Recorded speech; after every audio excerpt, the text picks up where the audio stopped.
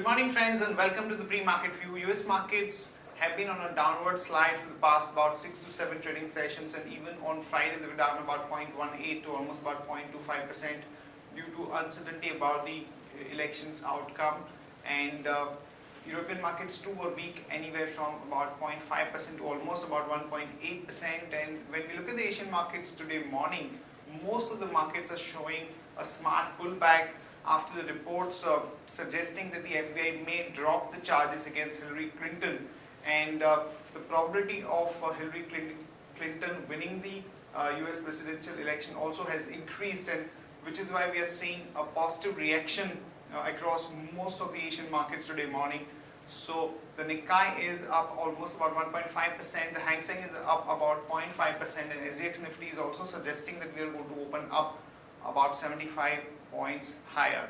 Overall, in terms of flows, friends, FIs have been net sellers in our markets for the past many trading sessions, and even on Friday there were sellers to the tune of about 343 crore. However, the domestic institutions were buyers to the tune of about 1100 odd crore, and even if you strip off the L&T deal, that Sutti deal on L&T counter, which was about 250 odd crore, net of that also the FIs were buyers to the tune of almost about 750 to 800 crore.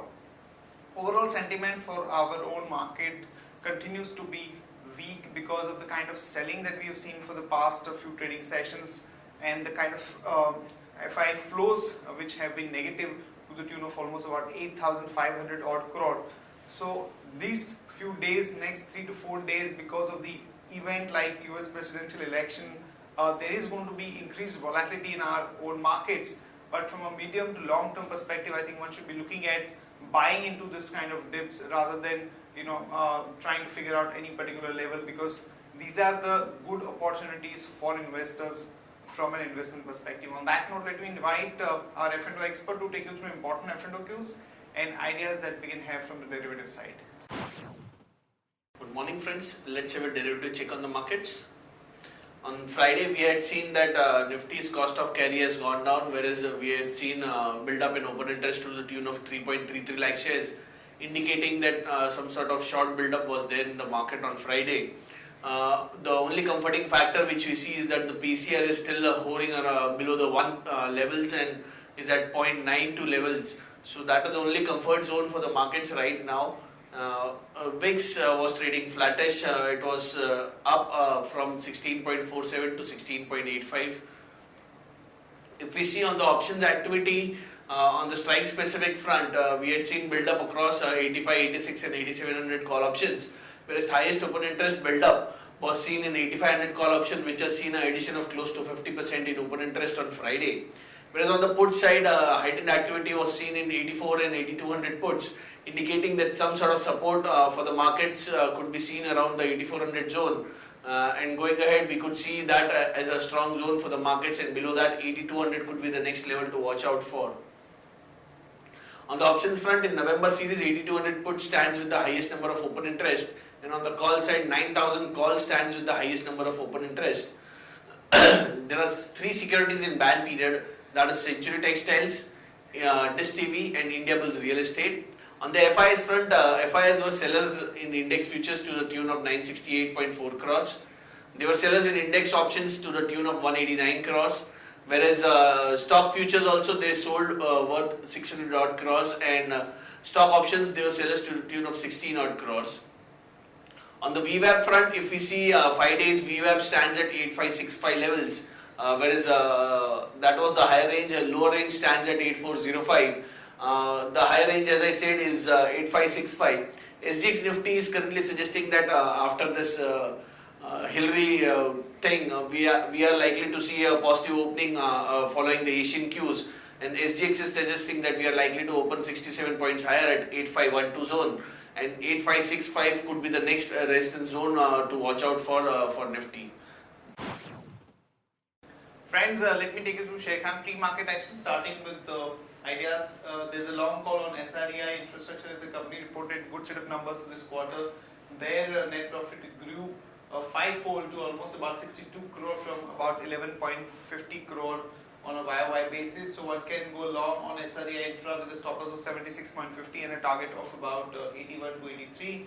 Dena Bank reported weak set of numbers.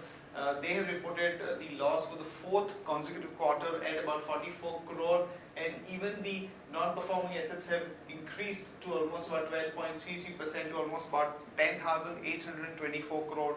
So one can expect a negative reaction in Dena Bank, so one can short that one with a stop loss of 37 and a target of about 34, 33.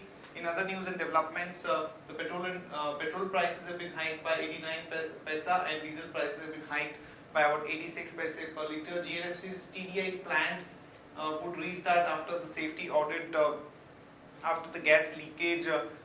TDA production has been shut down, so it remains to be seen when the plant will start the production again.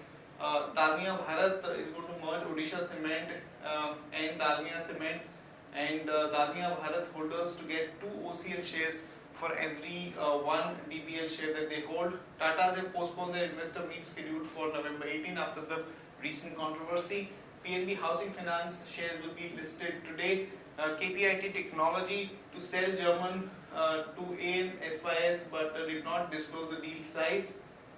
Lupin has received the EIR from the US health regulator for its Goa plant, leading to a closure of all outstanding inspections of the facility. This could be a big relief for Lupin, so watch out for some positive reaction on the Lupin stock. As per media reports, Sun Pharma's Mohali plant re-inspection could start from today. Grasim gets RBI approval to raise FPI limit to about 30% from 24%. Aditya Birla Fashion and Retail strikes a deal with global luxury brand Ted Baker. HCC RBI panel approves S4A scheme. SpiceJet DGCA has opened investigation into the company's landing gear defect. PNB reported its number for this quarter, and the net profit fell about 11.59% to about 549 crore. UBL's Q1 net profit was down 48% to about 27 crore. CARE Ratings Q2 profit has gone up by about 14%. Relaxo Footwear net profit was almost about flat at about 27 odd crore, and Neil Kabel profit came in at about 26.3 versus 26.1 crore, which was up about 1%. Honda Sale reported good set of numbers, and their net profit came in at about 17.9 versus 8.6. Greaves Cotton Q2 net profit was at 51.2 crore versus 54.9 crore, which was down about 7 odd percent. And KEI Industries Q2 net profit came in at about 22.9 versus 15.3 crore. Companies which will be announcing numbers today: Britannia, we are looking at a net profit of 242.7 crore, GSK Consumers 195, GCPL 311, Shree Cement 329, CEAT 97, and ICICI Bank 2274 crore. Here is a list of stocks with positive and negative bias. Stocks with positive bias are Axis Bank, Bell and Century Textiles. Stocks with negative bias are Indocount and Core India. And the advisory picks which will be flashed on ET now around 9:30 also. The stocks that we like from investment perspective are Cox & Kings, Eveready, Granules India, Glenmark and Bajaj Corp. That's it from all of us, friends. Have a good trading session and see you tomorrow at the same time.